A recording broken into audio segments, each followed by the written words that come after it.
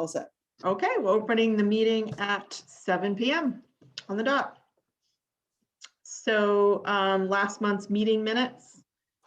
I'd like to make a motion to approve the meeting minutes for the February meeting. Sue, I'll second. All in favor? Favor. In favor. All right, great. So onto the director's report Yeah, or the budget. The financial report first. So we had $430.56 deposited into the user fee account and $1,000.66 into the gift fund deposit. The gift fund was 2 months reimbursement from the Friends of the Library for the things that they've agreed to pay for over time, for a total of $1,431.22.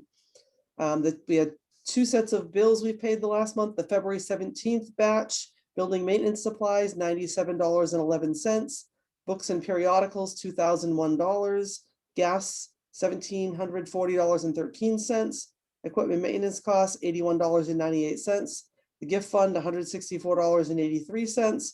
Building maintenance costs, $442.45. Office supplies, $122.96. Janitorial supplies, $9.94.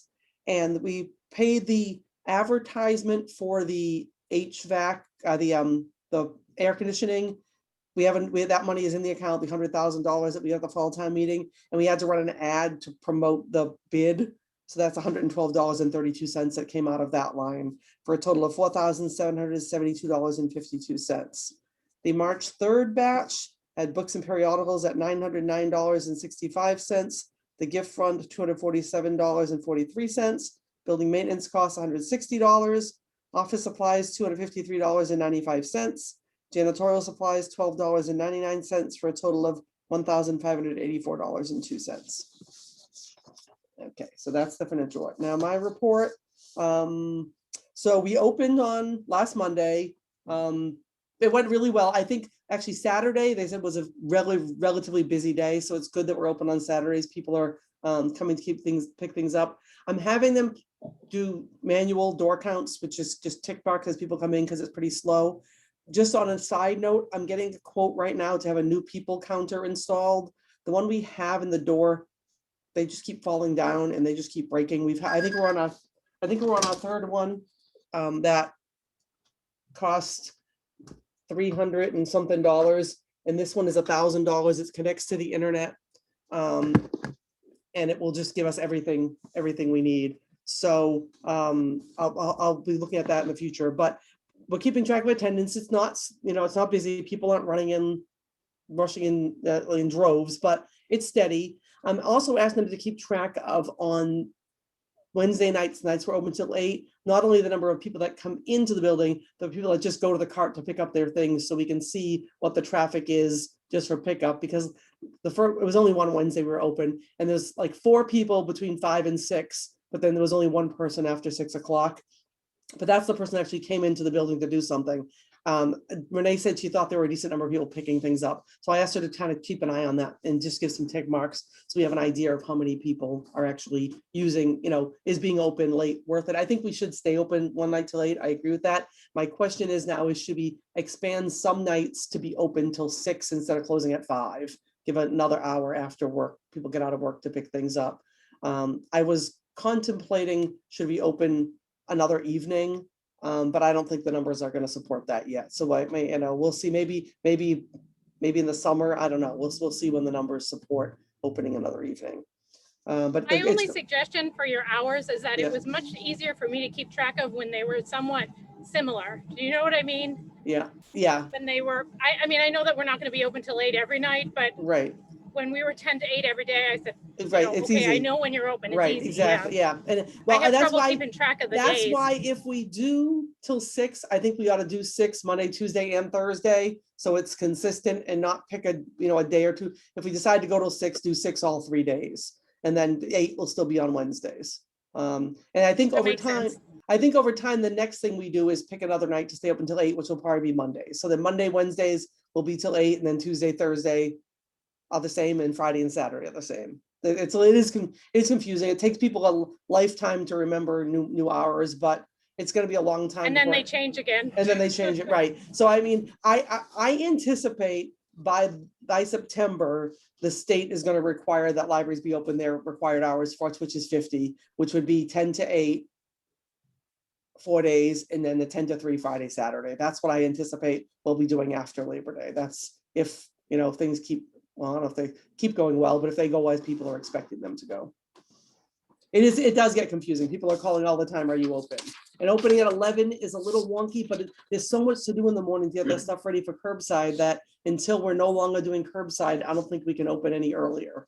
And I don't think we stop curbside until people are comfortable going in buildings, that might be able to end in July or so, people that can come in and pick up their own stuff without it being checked out to them already.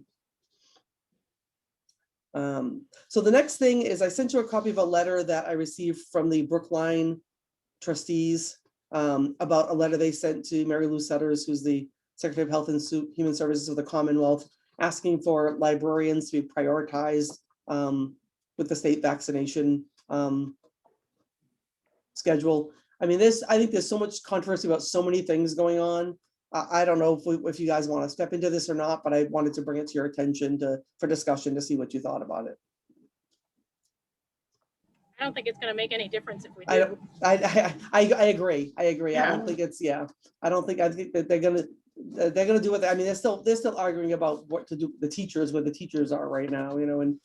There was just something today, I don't remember where I saw it, but just a note somewhere.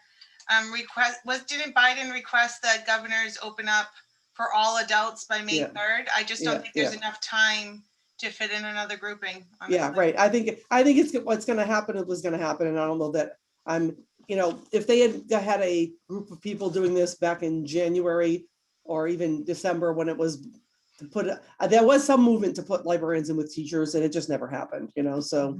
And I think we have a different, we can really delay how much service we provide until we feel safe. And actually half of our staff has had their first shot already because they're over 65, immune compromised, or, so we're halfway there already. I would not be upset if you guys choose not to do it. That's not a problem with me at all. I'm fine with not doing this. Okay. Do you want to vote on it, or you want to just, so the consensus is, yeah, okay. The DVDs are, it's so much easier to find a DVD now, because if you're looking for something with the letter L and it's life, you just have to look into LI instead of looking through like 100 L DVDs to find them. So it's going to make it a lot easier, a lot faster when we're looking for things. I don't know why we didn't think of this like 5 years ago, but no one thought of it. But it's like, I guess COVID times makes people's brain thinks of what can we do next? So that was good.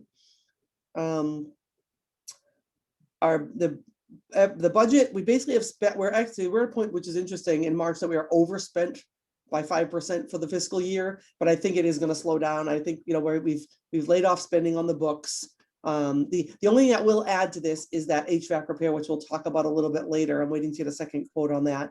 I got a notification today that our state aid did come through. I think it's $13,000. It's the first payment, and we'll get another one in April. So we're gonna have $26,000 in state aid to add to the $23,000 we have in now. So that's going to greatly help us next year when it comes to paying part-time staff. So that's really a good thing. Our user fee account is inching back up. It's over almost $1,200 now, when it was down to about $200. So just not using it for 6 months has, with a little bit of fine money. We're getting fine money or money in from people that are paying online for things. And then a few random things are coming in. The gift fund now has $4,500 in it, so that's another pretty robust source of alternate funding for things if we need them. The 22 budget with the Board of Selectmen went really well. They really didn't even ask a lot about the budget. Those of you who were participating, was really them asking about what we were doing and how the library was doing, which I thought was encouraging that they were reaching out to, what was going on. Dennis's latest update is the finance committee is setting appointments with the departments they want to meet, but there's a possibility they might not meet with everybody.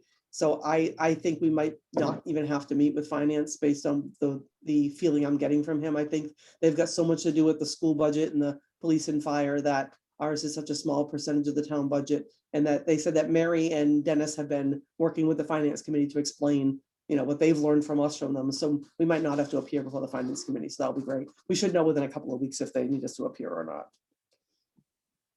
Okay, so the bids for the HVAC system were opened on March 3rd, and the final winning bid was $69,600, which is $30,000 less than the original one we had. The company is out of Norwell. They've done work for Bridgewater State University. Mike Roach is in the process. Bernadette, can you just slow down for 1 second? Sure. Sorry. You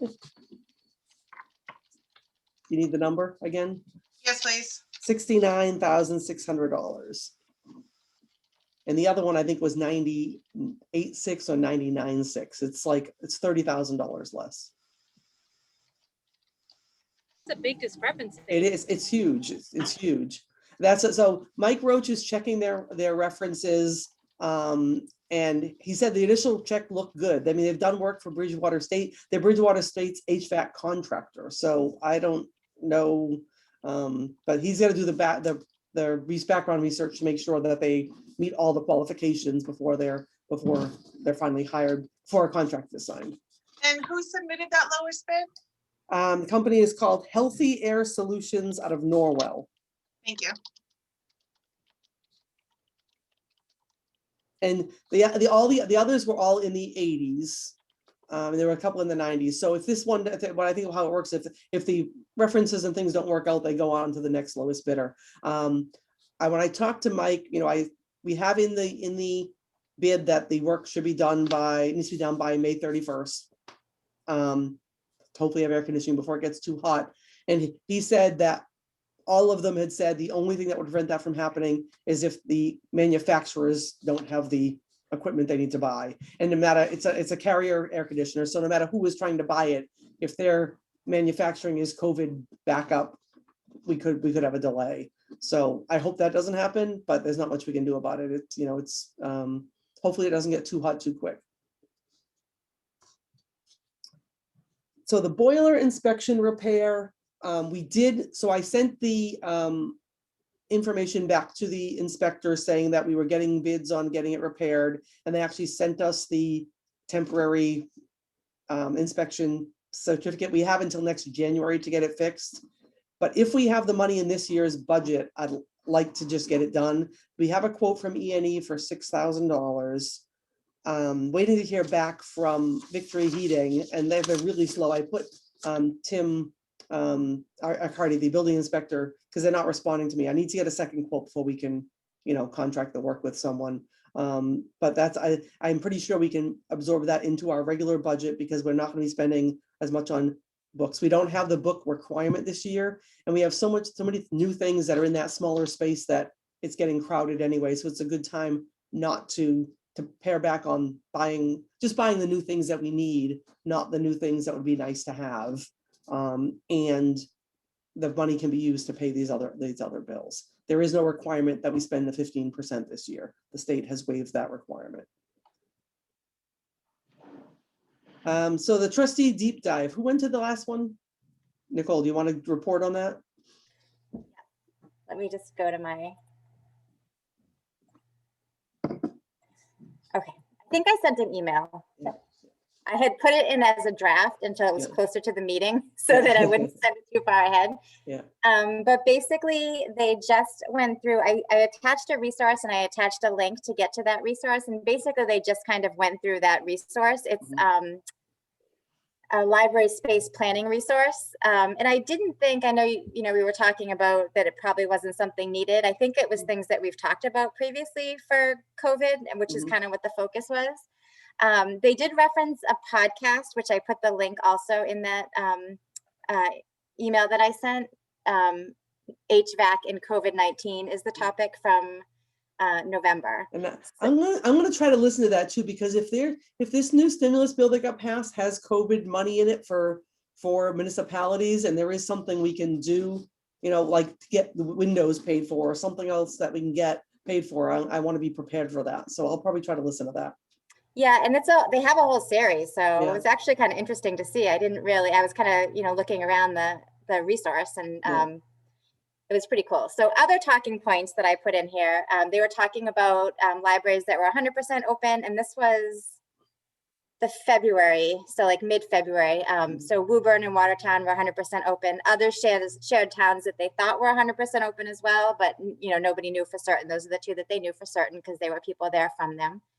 And then basically they were talking about keeping in mind what's safe for your community and zone and the makeup of your staff. You don't want to compromise your staff or patrons who may not have had the opportunity to be vaccinated. And then a point that I believe we brought up last time, I just remember us talking about it, I think, or I'm remembering it from this meeting. But if your library opens and the surrounding towns are still closed, you're going to bring more people from different communities who may be at a different like level of red or yellow. And a key takeaway from what the resources that they shared and what everybody had been talking about during the meeting is that storage is important, and that's been learned through COVID. And then also this was just something that I thought was interesting because a few people chimed in, but the headset phone systems for the librarians so that they can run around and answer phones, many people chimed in and said that that was really something that was appreciated. I've inquired about those. I got to find out how those coordinate with our system. I did get one wireless phone that coordinates. So if they answer the main desk phone, they can transfer it to this handset and then go like into the stack so they can talk to people about something. But a headset would be kind of nice. I mean, somebody kind of talked about it being kind of like the drive-through at McDonald's where the person's kind of running around, or you see them out with the trash and then coming back in. But just so that somebody wasn't, and I think I remember us talking about this before too, somebody being at the desk and answering phones and that kind of thing. Yeah. I think the service we've chosen to provide we're not running around and getting things for people immediately. We're getting their list of things, putting them on hold, and then we're notifying them when they're ready. Because half of the things they might want might not even be on the shelf at the time. We're just taking their lists, processing them, and tell them most of the time the stuff will be ready the next day. Occasionally, if someone says like, I'm leaving town for the weekend, can you, we'll make exceptions and we'll go grab the stuff for the person. But we've kind of done a next day model. It's not immediate. It's not immediate takeout at the library. Right. There's not like an emergency situation. Right. It's not like dinner that you need right now. Exactly.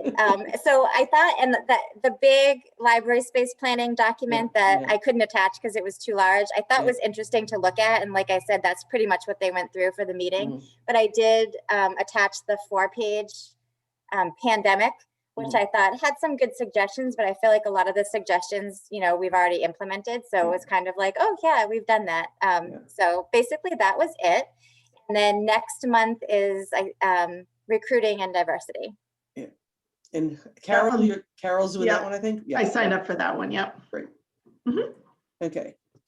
So back to my report. Statistics. February was up a little bit over January, and March will definitely be up over February because the patterns show that when we're open for grab and go, the numbers will go up again. October and November, August, September, October, those were all August. We opened August, September, October, and November, and those numbers were all higher. November was less than October, but that's probably because there are 3 holiday days in November. We were closed Veterans Day, Thanksgiving, and the day after Thanksgiving, so that's just we're open a lot fewer days. The circ per day in February was 167, which is the highest it's been since we closed. So curbside is still really, really popular. Attendance, there was no attendance because we weren't open. I gave some other things, statistics that I gave. Circulation is now 63% of what it was in the previous fiscal year. So that's really not, I don't think that's too bad considering the middle of a pandemic that almost 2/3 of the stuff that we were circulating before is gone out. Okay. The next thing I want to talk about is the late fee policy. So I don't anticipate reinstituting any late fees till probably July at the earliest, but I want to start talking about what our options are and how we implement and what we do. In addition to the ones that I mentioned in the report, I had a meeting with staff and they came up with another one, just a fine-free day. There are some libraries that have fine-free Fridays, so anything you return on Friday is automatically fine-free. I did like the model of not charging the nickels and dimes for things that are 1, 2, or 3 days late, and saving the fine for people that return something once it's been billed. You've had it for 10 weeks if it's a book. So I don't know where you guys are on fines. I'm not sure we can actually long-term give up the income that we're getting from them that we use to pay people. I would love to just say no fines, but I'm not sure that's feasible yet. So what I'm proposing is whatever we come up with is that we tell people that it's going to be a trial. We're reinstituting this new fine structure as a trial, and then we try it for 6 months and see how it impacts and see if it's sustainable or not. Bernadette, can you just remind us about how much Yeah. typically comes in Yeah. annually on those fines? So we were bringing in about, but it's not just fines, but between the fine money, the copier money, and the room use, people that are renting the rooms, it's an average about $300 a week. So that's about $15,000 a year. It's a lot of money. Now the copier money and the room use money, when we got that, I'd have to do a report to see what was strictly fines, but I would guess it's probably half of it, at least half. Mhm. So, I like the idea of fine-free Fridays, but would that be difficult to implement for you? no, because what the system allows us to do is what we're doing right now is if there's a status called amnesty mode. So anything we check in on a Friday just doesn't have fine. So anything we check in every day now just doesn't have fines. So if the check-in is run in amnesty mode. So if we chose a fine-free day, we could just run that whole day where anything we check in is in amnesty mode. Mhm. I mean, in a way, I would like to, we could do a combination. We could do a fine-free Friday as well as a no fine on children's materials. There's all kinds of options. So the other options I had was just eliminating fines, except for things we have few of, like museum passes or hotspots or those things that, if you keep it, you're really denying someone else access to it. Those I think we need to keep some kind of fines on. A lot of libraries start with eliminating fees for children's materials. So, don't penalize children for what their parents don't return on time. And then they eliminate the fees for all but except for the things that are really overdue. So we have time to work with this, but I wanted to start the discussion. So when we're ready to do it, and the biggest thing is we don't know how it's going to impact. So I think initially whatever we do reinstitute has to be presented as a trial. Yeah, my first thought is that it has to be something simple that's easy to remember and not like a confusing thing where someone could think like, oh, I didn't think I owed for that. Now I owe all this. You know what I mean? Well, that happens no matter what, though. A lot of people don't understand that when they're billed for something, once they return it, the bill goes away and the fines maximize at $5 right now. So if you return something that you've had for 3 years, the bill goes away and the maximum fine on that one item is $5. Now, if you have 12 items that you did this to, the fine is $60 because it's $5 per item, so that's where, and I'm very liberal with making deals, cutting deals with people to make it affordable and then we note that, look, you kind of explain the policy so in the future it doesn't happen again, or if it does, they're responsible for paying for it. But there are a lot of studies that show there are people with low income that are afraid to use the library because they're afraid of returning things late and they don't want to owe money. Mhm. So they don't even get a library card because it's a bill they can't afford. Yeah, so if we did the fine-free Fridays, Right.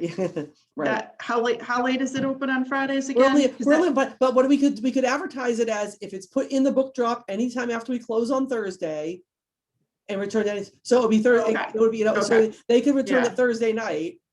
Anything we check in on Fridays, we're only open till 3, but if they returned it Thursday night, it would be checked in on Friday. Anything checked on in between when we close on Thursday and when we close on Friday would be fine free. Mhm. I honestly think that we've had the same discussion about eliminating fines or changing the rules for fines, like at least once a year over the last, I don't know, 5 years. Yeah. And I think just it needs to be consistent at some point because I mean, it's confusing if it changes. Right. Well, right now people are used to nothing. It's been a year they've had, there's been no fines on anything. So reinstituting something will be a big deal. If and when we choose to do it. So I think we need to be deliberative about what we do and you know, yeah, it's, I don't know. Yeah, so the advantage of the Friday being Yeah. free is it encourages people who were previously afraid to come back. Right, So if you really have to prioritize that you can't pay that, right, just drop, you come in, you gotta make sure you come in for that. right, yeah, But everyone else probably, you know, there's probably a lot of people that would just still come in whenever they're gonna come in because that's when they have time. right, right. So maybe it Have wouldn't you, have a have big, you noticed since the no fines that there's been more things that are late, or has it been the same? We haven't actually done that study, but libraries have done those studies, and the studies have shown things, when you get rid of fines, things might be 2 or 3 days late, but they're not keeping things forever. People just aren't rushing to get it in on the day it's due because they're, you know, they know they're not going to be fined for it, and they're not running on. So it gives people a little bit of a buffer on their due dates. And there's Honestly, kind for of, me though, if I knew it was going to be free next Friday too, Mhm. that would make me wait a whole nother week to return it.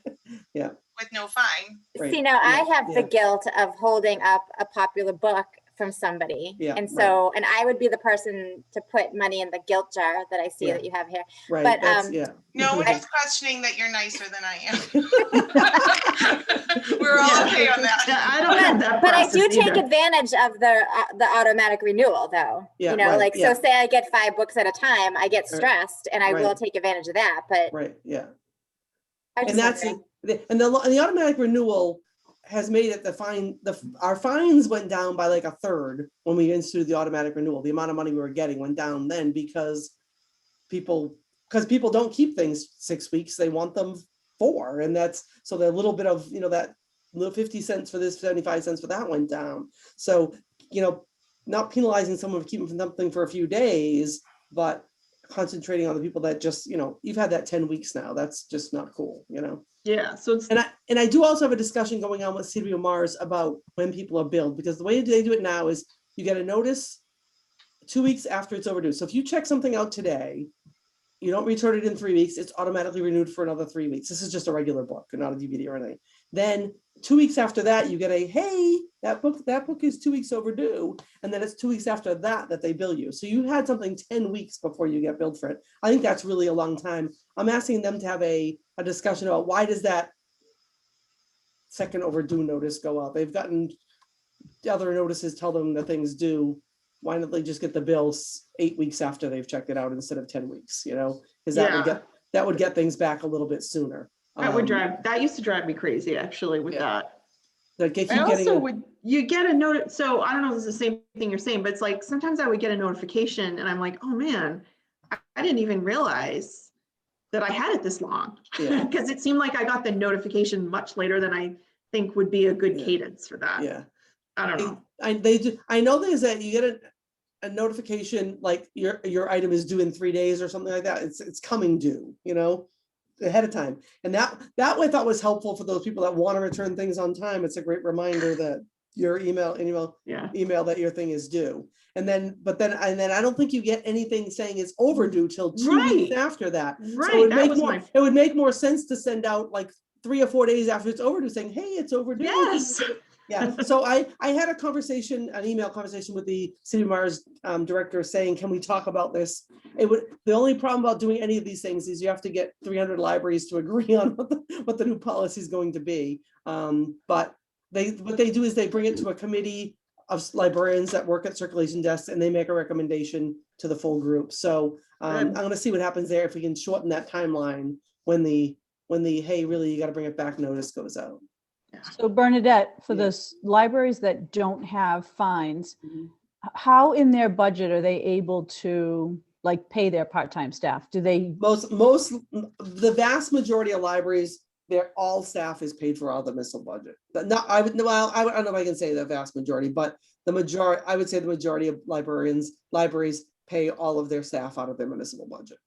They're like when I worked in Milford, all of the librarians were in the municipal budget, but they had to buy books and materials out of their state aid because their books and materials line wasn't funded to meet the Okay. requirements. So it depends on what your town's, you know, I mean, every time we've reached the point that we've almost got all of the part-timers paid in the municipal budget, you have a financial crisis or a pandemic. You know, in the 12 years I've been here, we're just on the border of needing like $5,000-6,000 more dollars, and we're going to get it, and then something happens to the economy that sets us back. Yeah. So I don't think the town is actually against paying it. It's just we have to figure out how to. It's going to take time to bring it back. Okay. And right now we're lucky right now because state aid. I mean, the state aid went up from $22,000 to $26,000 this year, and they think they'll get the same thing next year. So, and we really don't have any projects that we're saving state aid for right now. So using state aid to pay our part-timers is not that much of a problem. I did have a conversation with Mary about how long this is sustainable for, you know, so when it reaches the point that we don't have any more money to give to state aid to dedicate to start part-time staff, you know, and I think we'll try to get it back a little back each year, so that doesn't happen, that we reach that roadblock with the town. My concern is if you take it fully away. Yeah. When we've depended on that money for so many years, Mhm. that we're going to get to the point where we're not going to have it in our budget Right. to Mhm. pay all those Right. part-timers and whatnot. Right, So that's my concern. That was mine. That was why I was thinking of. I don't think we're really ready to go totally fine free. I'd love to be able to do it, but I think our financial model doesn't permit it at this time. So it could just be that we do, you know, we could do a children's things are free and a fine free Friday. Or we could, you know, do a combination of these things, or start with one of them. And if it seems like we're keeping up, then we add one, you know, we over time kind of get to the point that we're fine free. Start with fine free Friday, then maybe 2 years from now, then we can go to, you know, no children's fines, and kind of bring it out over time that we can get where we need to be. Yeah, I agree. Taking it all away doesn't It- seem sustainable for Yeah, us. right. So I think I just wanted to start the discussion because I think that the new fiscal year will be a good time to bring it back if things move forward as we see libraries opening and, you know, and things getting a little more back to normal. Mhm. Okay, so no voting on that tonight. I just wanted to bring it up as a discussion point. Okay, vacation carryover. So the contracts for myself, Steve, Amanda, and Cecily were up last year. We did a short-term extension because it was in the middle of COVID. So we have to do new contracts after May town meeting, but before July 1st. And one of the discussions that we had last year was about vacation carryover, limiting the number of days, because I had like 29 days last year or whatever it was. So I still have a lot this year, but I promise I'm going to use them up. I was like, oh boy, I got to use them soon. So I talked to Beth. Most town contracts limit carryover to 10 days. So I think we ought to go with what the other town employees are subject to. So what I started looking at the contract, there's just a lot of, we haven't reviewed a contract. I think the last time we reviewed it, I was actually a trustee. I wasn't even the library director. We've just used the same form year after year after year. And I started looking at it, and there are things in it that there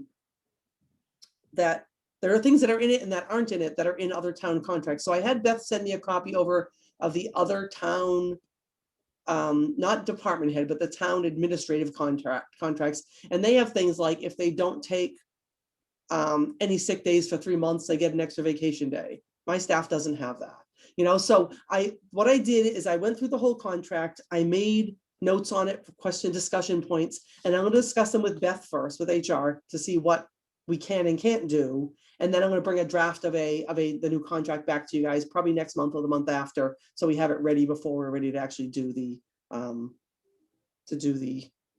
contracts in May and June. It'll be June that they're signed before the July meeting. But there was a lot of little things. The contract that we had was done by Lee Ambler, who was the town moderator before, like 2 town, but his wife Mary was a trustee. Mary Ambler was the library trustee, and he was an attorney for the town, and he did them. It was 15 years ago probably. So I think it's a good time to look at the form and make sure it's what we want it to be. So I'll bring that back to the next meeting. And my other friendly reminder is the year we redo my contract is the year my performance review is supposed to happen. So that's on you guys to figure out how that's going to go down. Normally, what has happened in the past is someone has put together, and I think I might even have them, the questions that we asked staff to fill out a survey to complete for you guys that I'm not a part of, I have no idea what they say. They Mhm. complete a survey or whatever, it's put in an envelope that one of you guys gets, and then someone works on, then you guys have your own meeting to discuss. If an executive session, I actually, I don't know, do you have to do it? No, you have to do it in a public session, don't you? And I stepped out of the room, that's what I did. When you guys discussed what you were gonna put into it, I just stepped out of the room when you guys did it. And, because I think it's still, my evaluation has to be in a public session. And then you put together the actual document, and then the following meeting, you run through it with me. Mhm. So, So who led this last time? Was it Amy? did you leave one, Amy, or was you just? I think I did the last one. I Yeah. can Alright. look back in my files and see what I have. Yeah, we Was it could touch base. 3 years ago? It would have been 4 years ago, because it was 4 years supposed to be ago? 3, but we Okay. didn't do one last year. Yeah, it would have been 4 years ago. Yeah. Okay. And it was Ken, I think, that did the one before that, right? Right, Ken did the one before that, right, yeah. I think you guys have the format down, it's just a matter of gathering the data and someone writing it, Yeah, you I'll talk guys. to you, Carol. Yeah, that Okay. sounds good. We'll touch Okay. base. Okay. Staff reviews, I've already told the staff that I'm doing nothing formal to evaluate past performance for this year, because hopefully what happened this year will never have to happen again. And we're gonna just talk about goals for next year. Let's sit down and figure out what we want to accomplish, in the next year. And now, well, I'll probably do that. I'll probably do their reviews as soon as I get the word that the FinCom is okay with our budget, because then I can be pretty confident that it's just town meeting, and if it's approved by FinCom, we should be okay with that, so.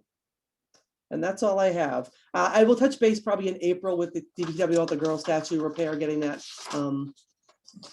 Jersey barrier and getting that repaired, but I think they're not gonna touch it till they're sure it's not gonna snow, and it's only March, so. That is all I have. Oh, So- go ahead. So I just want to look at the things I had to vote on. So we voted on actually, I had the vaccine as a vote. To vote to send or not send a letter. Oh, And I don't know, okay, so, I don't know, alright. if you guys don't think it's needs to be voted on, you can override that, that's fine, but I don't know that we need to vote on yeah, it. yeah.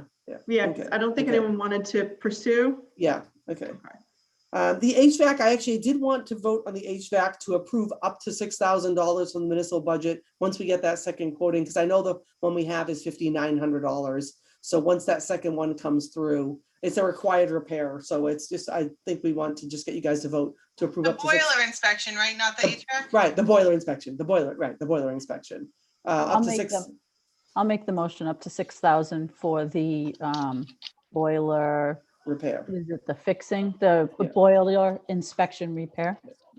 I'll second it. In favor? In In favor? favor. And then the vacation carryover, I guess, do you guys want to vote now on the vacation carryover number of days? Or do you want to just wait till we do the contract, the full contract? I think we can wait for full Yeah, contract. because it'll be in there, so that's fine. Okay. Yeah, so if that's all your business, I just want to bring up the idea of meeting in person again. See what everyone thinks. When we're comfortable doing that. Today would have been a nice day to do it. Outside? Yeah. There's a couple of things about meeting. I was thinking about meeting in person. One is it's easier to meet in person on a day the library is open. So if we're going to do it while we have these hours, could we move the meeting to Wednesday night instead of Thursday nights?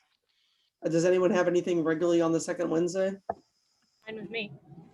I'm open. Or we could move it if this group has a more flexible schedule and could meet at like 4 o'clock, we could do a 4 o'clock meeting on a weekday and be done with it by 5. I can't meet at 4. Okay, you can't. Okay. I okay. can't meet at 5. Okay. Well, if the library ends up staying open till 6 certain days, then the 5 o'clock might work too. So let's just keep that in mind for the future. I don't think we have, I would, before we meet in person, I would want to check with the Board of Health. I don't think there'll be an issue with it. I think we'd have to meet in the community room and each be at our own table and, be masked and be whatever. But I don't know when you guys are ready to do that. That's up to you. So Bernadette, our writers group was talking about doing a combo of Zoom and in person Mhm. when we can. Yeah, I have to find out I have to talk to the Board of Health. I don't want to start any in-person meetings for the public. I thought first we would start for like library and town groups. Say there was a town thing that wanted to have, and then maybe expand it over time. And I think no matter what, it's got to be a group of under 10 people. I don't think we can do anything over 10 people right now. I don't think that's wise. But I have to get more information. So Carol, why don't I check with Board of Health first Okay. and bring it back next month, and maybe by, if by summer we can meet with the doors open or even in there, because then you get, it's a nice enough day, you can leave that room does have windows too. The community room has windows. It's not too hot, so. Well, you know what, while we're talking about that, what is the timeline for opening some of more stacks in the adult Yeah. section? Well, I would love to do it by July 1st. I think that would be a good goal, is to open. I don't want to open up people sitting down and hanging around and kids playing I think that's still way too risky. I think even the libraries that are fully open, they're fully open, is just their stacks are fully open. No one's letting people, Milford, I think, is actually letting people sit one person per table, and it's supposed to be limited to 2 hours per day. We're letting people sit at a computer once, in the study room. I think we ought to get more advice on when it's wise to do that. But I was thinking of opening all of the adult stacks and all the children's stacks in July. New fiscal year, new library thing. And hopefully by then the vaccination rate will be, sufficient. I know that it sounds like the schools are going back soon. Yeah. So I don't know if people will be assuming that they can hang out at the library or something. I don't know what we need to do for that. Yeah, I think I should send an email I can make sure the schools people know that the earliest we plan on resuming after school programming is September. I think that needs to be made clear to the school. I can just send the school so they can include it in their newsletters or whatever. I don't think we need to figure out how we're going to do it. And there's no way we can do it. And even I'm concerned about in September, if there still are restrictions, like, do kids have to register to come? Do they, so we know how many kids per day, or how's that, it depends what the guidelines are at the time, which we're not going to know till I don't know when. Mm-hmm. Who do we have running? We're here. Carol and Sue. Yep. Oh, okay. I'm already done. I'm all set. I just have to go down and sign the nomination papers. I got a few more left, so I might hit you guys up. You keep I'm missing. getting there. I procrastinated big time, but I'll get it done. When do they do? I think Tuesday. Is it Tuesday? Amy, do you know when they do? I don't know. It's No. the 15th, so Next week, that's Monday. Monday, I believe. 15th Yep. is Okay, Monday. Monday. Okay, yeah. I'm Oh, around it's all weekend, Really fun Carol. down the wire. Thank you.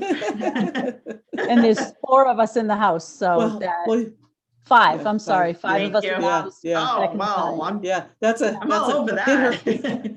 That's a lot of people. Not used to seeing that many people at once. And I live 2 houses down, and there's 2 of us here that can sign, so. Oh, you do? Yeah. I don't know if you got everybody. I don't know if you got everybody at the library either, because I wasn't around. I think there's other people at the library too. So if you can swing by tomorrow, or I'm not there Saturday, but I'm there in the morning tomorrow. No, I think pretty much everyone that was there the day I went lives in Blackstone or something. Yeah. Yes. I don't know what happened. I was like, wait, what? I left mine sitting out on a tray table at the top of my driveway on the nice days with a little sign and a post on High Ridge saying, "Hey, run in for library trustee. If you're a registered voter, sign, please." And Did you start a committee too? no, I did not. Larry asked me if I was starting a committee. I thought he was joking. I don't know. I was like, no, I'm not starting a committee. It's me and only me. All right. Well, I'll get it done. I will. Great. Okay. Are we all set? Yep. Okay. Ready to bring the meeting to a close at 7:44. Thank goodness, because look, somebody wants her dinner. Thank you, Sue will ladies. second. Good night. Talk to you soon. Have a good night, Bye. everybody. Bye. Bye.